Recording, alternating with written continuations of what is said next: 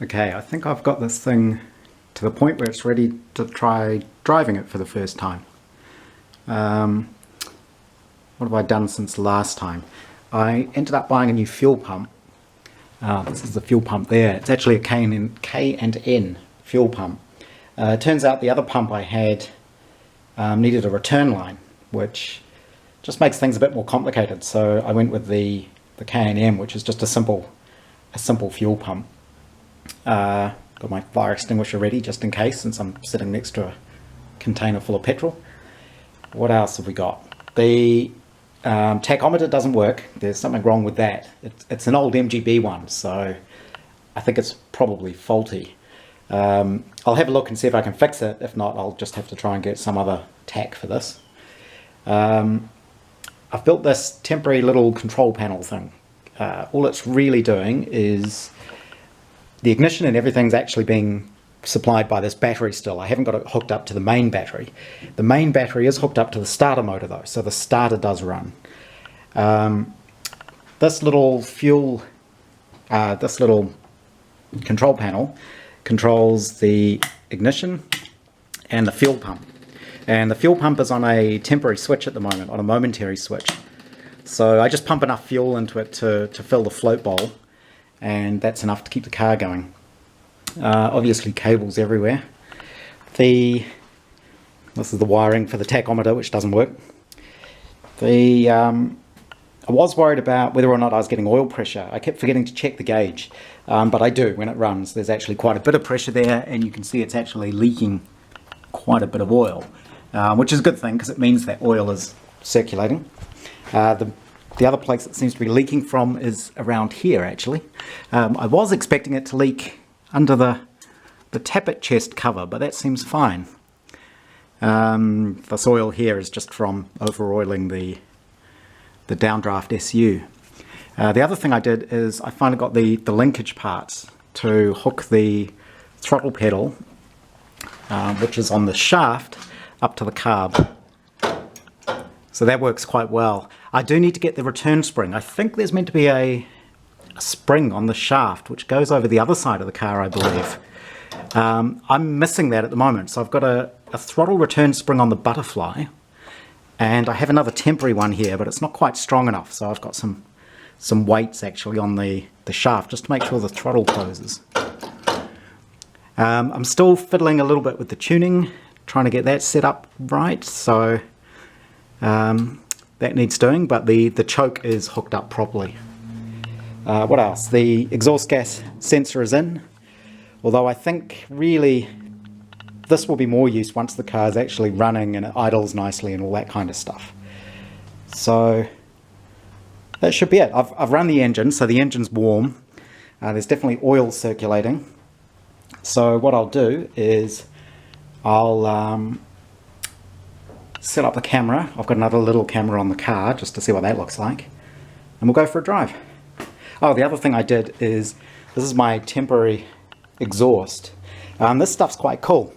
So this is this flexible hose, so you can bend it any way you need to. And I'm just using that at the moment just as a way to get the exhaust away from the car. I don't know if you'd use it as the actual pipe. I suppose if you wanted flexible pipes coming out of the bonnet, like one of those old Mercedes or something, you could do that, but that's not really an Austin 7 thing. So I don't have the Brooklands, the fishtail on the end here. I need to make that really, but it's all kind of pretty much ready to go. So let's do that.